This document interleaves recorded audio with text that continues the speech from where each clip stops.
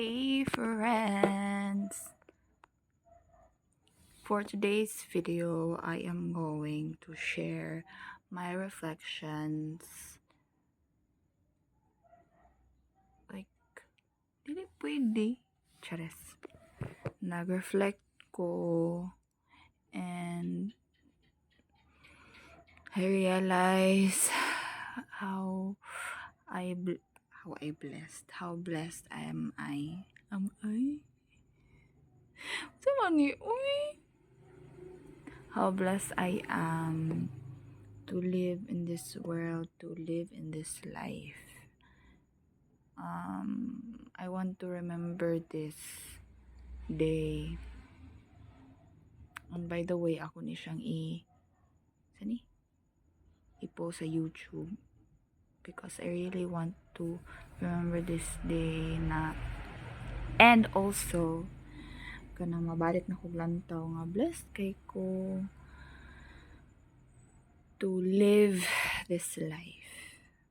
Blessed kay ko to have my mom and my sister, and to those people na love kaayo ko. I know love kaayo ko. So ayun lang. Maybe maghimo ko podcast. Video podcast ana. Ang inato lang good. Maingani ba? So this is your reminder. If you're seeing this is your reminder na you are blessed. And if you're struggling now, remember that you are not alone. Everyone has struggles, and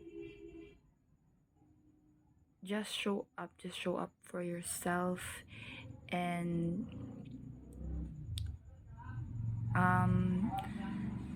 as a Christian, blessed kay ko nga na ako ing aning belief kay I got to be hopeful and to believe na there is joy in suffering. So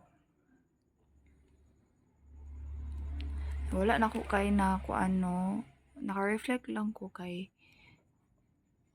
April 24 ika-4 na kaadlaw nga nawala si Pope Francis, and he was one of the people na like lately manggod kanang nag-struggle ko mentally ba and emotionally, and kanang naglanta ko sa social media tas nadumduman ako ba oo kanang katuling time nga nagsakit bitaw si Pope Francis, like na-reflect na ko nga iyang mga words, iyang homily, iyang knowledge, iyang wisdom. So thank you Lord, thank you Pope Francis, kay ikaw jud ang one of the person nga kanang nagpa enlighten sa ko ang nindot kay mabuhi, nindot kay magpakamaayo, nindot kaayo mahimong tawo, nindot kay mahimong maayong tawo. Thank you Lord, thank you Pope Francis. Peace.